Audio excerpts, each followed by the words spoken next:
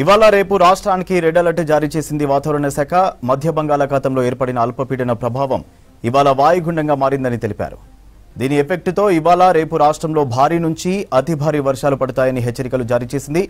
నల్గొండ, నాగర్ కర్నూల్, వనపర్తి, జోగులాంబ గద్వాల్, నారాయణపేట్ జిల్లాలో అత్యంత భారీ వర్షాలు కురుస్తాయంది. జయశంకర్, భూపాలపల్లి, ములుగు, భద్రాద్రి కొత్తగూడెం, ఖమ్మం, సూర్యాపేటలో భారీ వర్షాల అలర్ట్తో పాటు రెడ్ అలర్ట్ ఇచ్చింది వాతావరణ శాఖ. 30 నుంచి 40 కిలోమీటర్ల వేగంతో ఈదురుగాలులు వీస్తాయని తెలిపింది.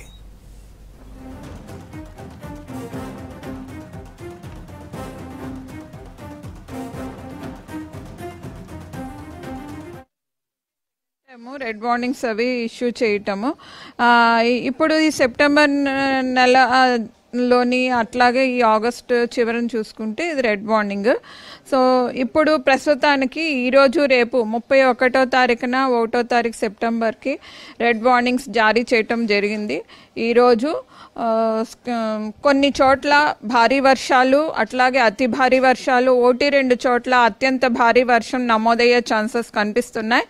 ఈరోజు చూసుకున్నట్లయితే ఎక్కువగా కూడా తూర్పు జిల్లాలైనటువంటి కరీంనగర్, పెద్దపల్లి, నల్లగొండ, జయశంకర్, భూపాలపల్లి, ములుగు ఈ ప్రాంతాల్లోని అత్యంత భారీ వర్షం, అలాగే కొన్ని చోట్ల భారీ అతి భారీ వర్షాలు కూడా నమోదయ్యే అవకాశాలు ఉన్నాయి. అలాగే ఉత్తర జిల్లాలు, దక్షిణ జిల్లాల్లోని భారీ అతి భారీ ఆరెంజ్ వార్నింగ్స్ కూడా జారీ చేయడం జరిగింది.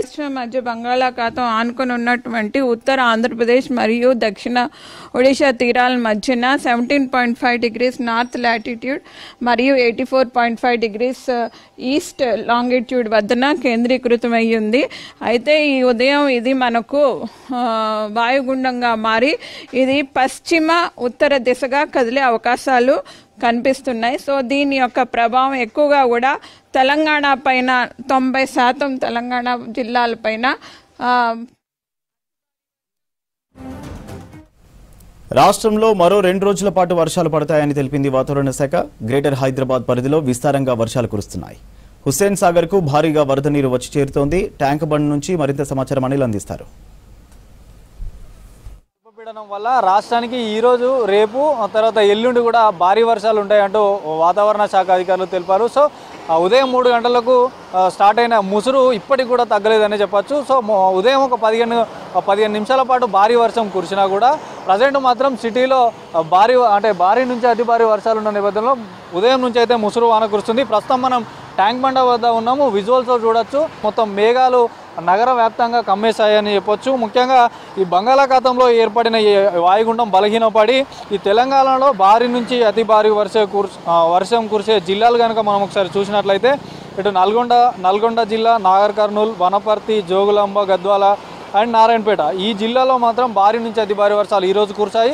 రేపు కూడా కురుస్తాయి, తర్వాత ఎల్లుండి కూడా కురిసే అవకాశం ఉందంటూ కూడా వాతావరణ శాఖ అధికారులు తెలిపారు. ఇక ఈరోజు జయశంకర్, భూపాలపల్లి జిల్లా, ములుగు, భద్రాద్రి కొత్తగూడెం, ఖమ్మం, సూర్యాపేట జిల్లాలో కూడా భారీ వర్షాలు కురిశాయంటూ కూడా వాతావరణ శాఖ అధికారులు తెలిపారు. వర్షంకు గాలులు కూడా అంటే 30 నుంచి 40 కిలోమీటర్ల వేగంతో ఈదురు గాలులు కూడా వీచే అవకాశం ఉంది. కాబట్టి రోడ్లపైన చెట్ల దగ్గర కానీ ఏమైనా అత్యవసరం ఉంటే తప్ప బయటికి ప్రజలు ఎవరు రావద్దంటూ కూడా అధికారులు తెలిపారు. ముఖ్యంగా ఈ నగర విషయానికి వస్తే మాత్రం ఈరోజు ఉదయం నుంచి ఇక్కడ కురుస్తున్న ముసురు వానతో ట్రాఫిక్ కూడా కొంచెం ఈరోజు వీకెండ్ కావడంతో అంతంత మాత్రంగానే ఉందని చెప్పచ్చు.